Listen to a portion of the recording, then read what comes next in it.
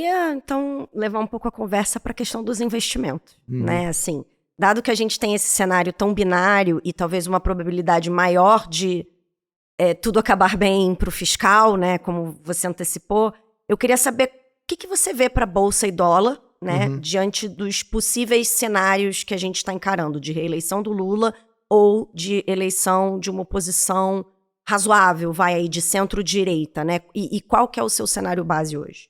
Tá, eu acho que aqui, embora a gente está falando muito de eleição e todo mundo está discutindo a eleição, eu acho que a eleição está fazendo pouco preço hoje.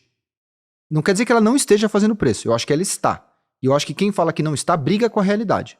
Porque assim, não importa o que a gente acha, vamos olhar para a tela. Naquele dia que anunciou o Datafolha, 4 horas da tarde, uma sexta-feira, que o Lula estava muito mal, o Ibovespa subiu 2.000 pontos. Então, você falar que não está fazendo preço, você não está olhando para o que está acontecendo. Está fazendo preço. Só que tem várias outras coisas fazendo preço também. E essa é uma força menor, né? O que a gente olha. O preço não é uma representação só da probabilidade de eleição. A probabilidade da eleição, do juro nos Estados Unidos, da inflação, do crescimento, do resultado das companhias, do ambiente institucional. Tem várias coisas que estão atuando naquele preço. A eleição é uma delas. E eu acho que, por enquanto, até porque troca muito, ainda, 3 meses atrás era a direita, agora depois virou a esquerda, agora talvez tenha migrado para a direita de novo. Se em 3 meses veio para cá, para lá e voltou, até as eleições, muita coisa vai... Então não dá para você fazer uma aposta ainda muito grande num evento que está daqui 12 meses. Mas você vai ponderando probabilidades ao mesmo tempo. O que eu acho que então tem uma bolsa assim, próximos 6 meses...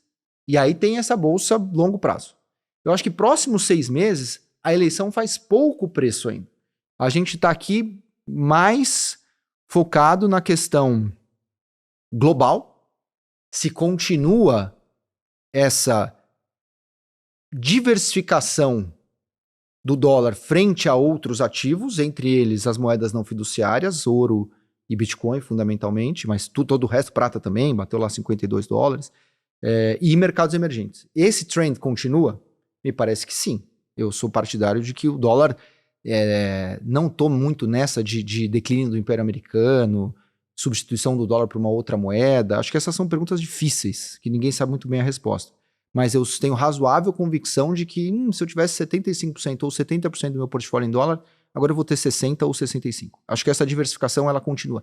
E isso é muito dinheiro. Não é um ajuste marginal, entre aspas, marginal, de 10 pontos percentuais na alocação global do dólar, é um caminhão de dinheiro num mercado super líquido que é um brasileiro. Então a gente tem aqui uma entrada líquida de aproximadamente 20 bilhões de gringo esse ano, sendo que 9 bi é a posição da Cosan Vale. Então tira isso, entrou 11 bi. Esse mês entrou mais um pouquinho, então 15, 15 de entrada de gringo. Pô, é muito pouquinho. E olha o quanto que a gente subiu esse ano. Né? Então, eu acho... 15 bi de reais. 15 bi de reais. Em dólar mesmo. Saiu um relatório do JP Morgan algumas semanas, falou só, para voltar para a média, o gringo deveria colocar no Brasil 24 bilhões de dólares. Então é basicamente 10 vezes o que entrou aqui. Cara, imagina. Para dobrar a bolsa, pelo menos. Né? Então acho que esse movimento continua. Então isso é muito bom. Tem um outro... Além da diversificação do dólar, tem uma preocupação, que enquanto a gente está gravando aqui, tem alguns pano de fundo aqui, né, especificamente nesse 4 de novembro, que é a preocupação com a eventual bolha de inteligência artificial, valuations que correram muito na frente, vai ter um ajuste de bolsa americana. Então, assim, esse também é um outro grande C. E parece que o trend ainda é positivo e é natural que haja algumas correções, mas se continuar o otimismo com a inteligência artificial, acho que isso é bom. E os juros caindo, tanto nos Estados Unidos quanto aqui.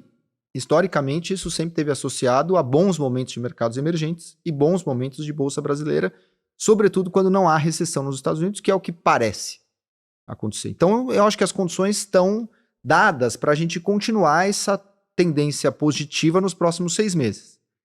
A partir de março, abril, aí já começa um jogo mais eleição mesmo.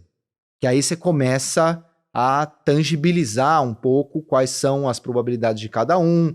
6 meses já está meio perto, ninguém vai montar uma posição também para desmontar tão rápido. Então aí é mais aqui a cara da eleição. Com a vantagem que todo mundo está pouco alocado em ativos de risco no Brasil. Então, se você vai ter... Essa é a minha grande defesa aqui em relação à eleição hoje. Se você tem... Vamos jogar na máxima ignorância de novo. 50% de chance do Brasil fazer um ajuste fiscal e se ajeitar minimamente, você sabe que assim, puta, tem... Simplificando aqui a conversa, de bar. Pô, tem 50% de chance de ganhar o Tarcísio. Eu não tenho nada de bolsa. E eu sei, intuitivamente, que se ganhar o Tarcísio, o Banco do Brasil vai subir 70%. Sei lá, alguma coisa perto disso. Então, vamos comprar um pouquinho? Eu só tenho fundo de crédito, LCI, LCA, debênture incentivada, qualquer FDIC, né? Qualquer coisa ligada a CDI, derivados, principalmente os isentos, foi isso que fez, né? Então, todo mundo hoje quer ter um fundo de crédito. O cara fez small caps no Brasil durante a vida inteira dele, de repente ele lançou um fundo de crédito. Teve gente que teve fundo que exatamente fez isso. Né? Porque é isso, porque assim, cara, você é sorveteiro, mas tá nevando, não vai ter que fazer, cara, você vai ter que vender umas capas de chuva, porque não vai dar o sorvete. Então tem... Mas enfim, então é esse negócio de todo mundo, compra um pouquinho de Petro, compra um pouquinho de Banco do Brasil, todo mundo comprando um pouquinho, dá muito. Né? O que eu quero dizer assim, existe uma certa arbitragem entre a probabilidade de haver um ciclo positivo de Brasil e as carteiras das pessoas que não estão posicionadas de acordo com 50% de chance de ter um super rally de Brasil. Então as carteiras elas deveriam refletir essa distribuição de probabilidade. Eu sou um pouco mais conservador, tudo bem. Então, em vez de você trabalhar com 50%, você vai trabalhar com 30%, com 20%.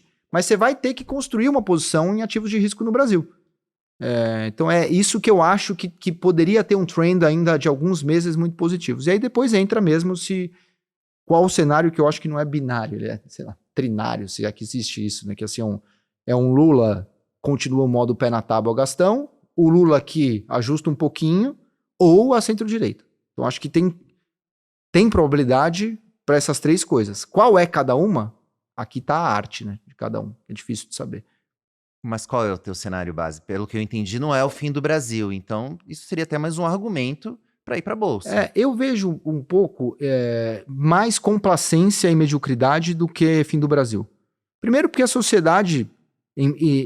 É curioso como você vê refletido tanto nas eleições congressuais quanto nas eleições regionais, você vê uma sociedade inclinada mais à direita. E o fato da operação no Rio ser tão aprovada é mais um desses fenômenos. Né? Tem um certo esgotamento, eu acho, da pauta progressista ou mais à esquerda. Mas o Lula é muito maior do que isso. Né? O Lula ainda, isso não chegou no nível federal ainda. Talvez chegue em 2026, mas acho que não. Então estou dizendo isso porque assim, a sociedade... Você vê que o Lula não detonou a operação no Rio. Né? O Boulos detonou, mas o Lula ele não consegue muito, porque ele sabe que vai pegar mal. Ou ele, ou o Sidônio, alguém contou para ele. Né? Então ele resiste muito a avançar nessa pauta. Então eu acho que assim, a sociedade está à direita, o Congresso está à direita. Ele não consegue fazer tanta coisa. Ele não consegue esgarçar. Ele não consegue explodir. Então você tem esses papos que pintar ter uma reforma administrativa, de redução do gasto tributário, aumento do imposto de BET. Tem algumas coisinhas que você consegue vai empurrando um pouco com a barriga. E eu acho que o Lula tem essa natureza, né? O Fernando Henrique falava, né, que o Lula é macunaímico, né? Então o Lula é diferente. Eu acho que o Lula ele é diferente da Dilma, né? A Dilma ela vê o precipício e ela vai na direção do precipício convicta. O Lula não, ele vai no precipício, ele volta, ele almoça de manhã com o sindicalista, no almoço ele almoça com o banqueiro e fala para cada um o que cada um quer ouvir. Ele se esqueceu só que hoje tem rede social, então o que você fala para um vai... Era diferente antes, né? Você ia lá no ABC e dava um discurso pro metalúrgico, era um discurso e ficava... Aí depois você ia falar com o Roberto Setúbal, era outro discurso e ninguém sabia que você falava uma coisa para um outro. Agora todo mundo sabe a mesma coisa, né? Todo mundo fica sabendo de tudo. Então eu acho que tem uma certa dificuldade dele avançar com muitas maluquices. Assim, a sociedade trava ele um pouco e ele mesmo eu acho que tem essa sensibilidade. Ele é mais o herói sem nenhum caráter, aqui no sentido de que nada o caracteriza de fato. Eu acho ele menos ideológico do que a Dilma. Ele é mais oportunista, ele é mais cínico do que a Dilma. Então eu acho que precisa de alguém mais convicto e ideológico para você ir na direção do precipício e se jogar. O Lula vai, mas ele volta.